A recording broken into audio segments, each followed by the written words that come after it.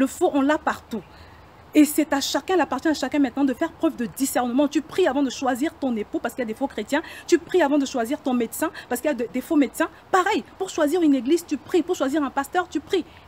Tu vas vers la personne que le Saint-Esprit va te montrer. Parce que si tu veux te montrer indépendante et choisir une église selon tes propres critères, après ne sois pas étonné d'avoir ce genre de conséquences. Je vous assure, si nous les chrétiens, nous marchions selon l'Esprit, il y a beaucoup de déconvenues, de mauvaises surprises, de mauvaises aventures que nous n'aurions pas. Apprenez, mes bien-aimés, à marcher selon l'Esprit.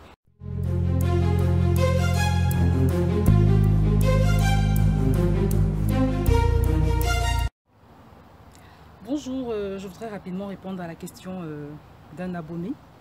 D'une abonnée plutôt qui m'a demandé récemment comment est-ce qu'elle doit réagir si jamais elle se retrouve dans une position où son pasteur lui réclame des caresses ou des attouchements. C'est une sœur en Christ qui m'a donc contacté parce que c'est un problème qu'elle a réellement subi. Donc son pasteur qui l'a pourtant guéri au nom de Jésus, son pasteur qui lui a fait faire des cures d'âme, qui l'a conduit sur le chemin de la vérité parce que quand elle était dans la perdition. Donc cet homme lui a demandé un jour voilà, de subir des attouchements, de le caresser déjà et ensuite d'accepter de subir ses caresses à lui. Et quand je parle de caresses, c'était vraiment très poussé, c'était presque une relation sexuelle. Et elle m'a expliqué qu'il s'est servi d'un passage, vous savez, le passage dans la Bible où le prophète Élisée a guéri le fils de la Sunamite. Dans ce passage, en fait, on voit comment, pour guérir, pour ressusciter le fils de la Sunamite, il a dû s'allonger sur ce garçon et le garçon en question est revenu à la vie. Donc, elle a été manipulée, si vous voulez. Mais la question, c'est jusqu'où faut-il accepter les demandes, céder aux exigences de son pasteur, de son homme de Dieu, de son mentor et tout le reste. À cette question, je dirais simplement que chacun d'entre nous connaît la parole de Dieu.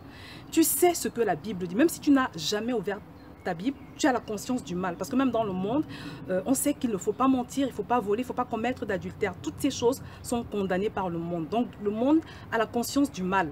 Plus encore, toute personne qui a accepté Jésus dans sa vie, toute personne qui connaît la Bible, même si ta connaissance de la Bible est vague, au moins tu sais ce que Dieu n'aime pas, tu sais ce que disent les 10 commandements. Et tu ne peux pas te permettre d'élever l'exigence de ton pasteur, de ton coach, de ton mentor, de ton conseiller, au-dessus de l'exigence de Dieu. L'exigence de Dieu doit toujours être prioritaire dans ta vie, sinon tu te retrouves en idolâtrie. Parce que Dieu reste Dieu, il est Dieu, il reste Dieu, il est souverain. Ton pasteur, tu dois le respecter, tu dois l'honorer, tu dois le révérer. Mais ce que tu dois savoir, ma bien-aimée, c'est que même si ton pasteur t'a guéri, délivré, au nom de Jésus, même si t'a apporté un soulagement quelconque, même si c'est lui qui t'a conduit des ténèbres vers la lumière de Dieu, cela ne fait pas de lui un Dieu. Parce que déjà, toute personne qui opère des miracles, qui opère des choses grandes dans la vie des autres, le fait sous l'impulsion du Saint-Esprit. C'est en fait l'onction d'un homme, d'un pasteur ou de toute autre personne qui te rend ministère est un revêtement. Le fait que quelqu'un soit oint, que par l'onction de Dieu sur lui, il arrive à te guérir, à te délivrer, à te libérer, ne fait pas de lui un Dieu. C'est un don en fait que Dieu lui a fait. Mais il reste un homme. Ne le perds jamais de vue. Donc, il ne faut jamais idolâtrer un homme. Il ne faut jamais placer la demande d'un homme au-dessus de ce que Dieu te dit de faire. Et aussi, deuxième chose que je voudrais dire, ma soeur, mon frère, chacun doit connaître la parole de Dieu. C'est une exigence pour notre Dieu. Tu dois connaître la parole de Dieu. Tu dois la méditer jour et nuit. Et si tu ne le fais pas, tu commets un péché. Et tu vas avoir toutes les conséquences. Tu pourras être victime d'égarement très facilement. Parce que tout simplement, tu ne connais pas la parole. Donc, quand Dieu nous demande de lire la parole, de la méditer, c'est pour notre bien. Donc déjà, si tu ne connais pas la parole, c'est un défaut. Et c'est pour ça que tu arrives facilement à te faire manipuler.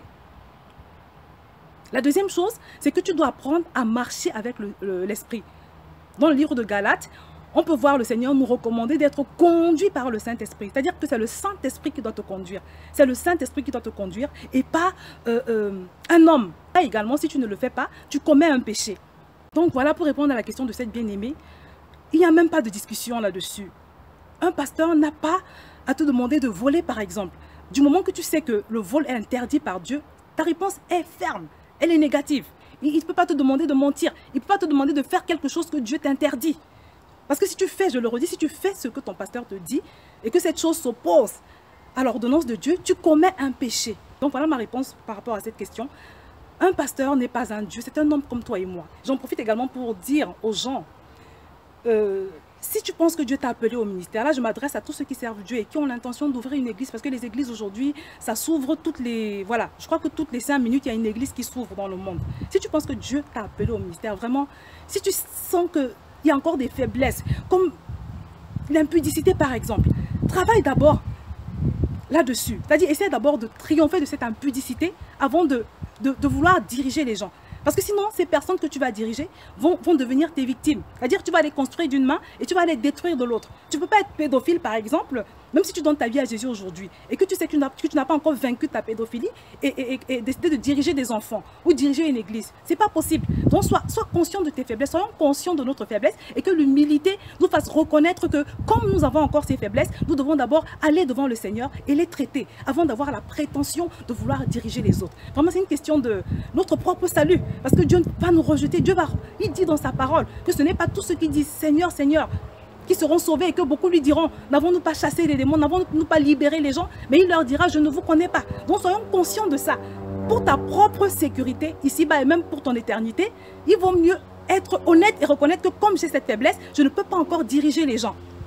Donc ça, c'est un petit conseil que je donne à tous ceux qui pensent que Dieu les appelle au ministère. Et je ne voudrais pas aussi que cette vidéo soit un prétexte pour les ministères de dénonciation, pour commencer à dire, voilà, on a raison de dénoncer. Non, parce que le faux, ça existe partout. Il existe des faux chrétiens, il existe des faux médecins, il existe des faux juges. Le faux, on l'a partout. Et c'est à chacun, il appartient à chacun maintenant de faire preuve de discernement. Tu pries avant de choisir ton époux parce qu'il y a des faux chrétiens. Tu pries avant de choisir ton médecin parce qu'il y a des faux médecins. Pareil, pour choisir une église, tu pries. Pour choisir un pasteur, tu pries. Tu vas vers la personne que le Saint-Esprit va te montrer. Parce que si tu veux te montrer indépendante et choisir une église selon tes propres critères, après ne sois pas étonné d'avoir ce genre de conséquences. Je vous assure, si nous les chrétiens, nous marchions selon l'Esprit, il y a beaucoup de déconvenues, de mauvaises surprises, de mauvaises aventures que nous n'aurions pas. Apprenez, mes bien-aimés, à marcher selon l'Esprit. Apprenez à entendre le Saint-Esprit. Apprenez à être conduit par l'Esprit. Apprenez à discerner par le Saint-Esprit. Donc voilà la réponse que je pouvais apporter à la question de cette sœur et également pour toute autre personne qui serait concernée dans le présent ou dans un futur proche par ce genre de problème. Alors ce sujet, c'est un sujet que je n'aurais jamais abordé spontanément parce que pour moi c'est évident. Par exemple, que si un pasteur réclame des attouchements à une jeune fille, elle va lui répondre par la négative. Pour moi, et peut-être pour toi qui me regarde, c'est quelque chose d'évident. Mais je me suis rendu compte qu'il y a des gens, malheureusement, qui sont désorientés, qui sont perdus, qui ne savent pas. Et c'est pour ça que je réalise cette vidéo aujourd'hui. La jeune fille dont il est question ici, elle est encore très jeune. Elle est à peine sortie de l'adolescence. Donc elle est naïve, il y a beaucoup de naïveté. Et je pense que toute personne naïve ou bien immature ou qui n'a pas beaucoup d'expérience aura besoin d'entendre ce que je suis en train de dire aujourd'hui. Donc ma réponse est ferme. Un pasteur qui te demande de faire toute chose que Dieu interdit dans sa parole, ta réponse est non. Ton nom doit être ferme parce que tu seras jugé non pas par rapport à ce pasteur, à ce mentor, à ce coach, mais tu seras jugé par rapport à la parole de Dieu. Donc voilà, c'était ça ma réponse par rapport à cette question. Donc ma bien-aimée, que le Seigneur te fortifie et je prie que pour tous ceux qui me regardent, qu'il nous remplisse tous de discernement, qu'il nous accorde la grâce d'aimer sa parole, d'aimer méditer sa parole, de la connaître et de marcher conduit par le Saint-Esprit. Je vais vous mettre en dessous de cette vidéo un lien de toutes mes vidéos sur le Saint-Esprit et sur la parole de Dieu. Je crois que ça va être utile également. Donc je vais m'arrêter là pour aujourd'hui et je vous dis à très bientôt sur vidéo.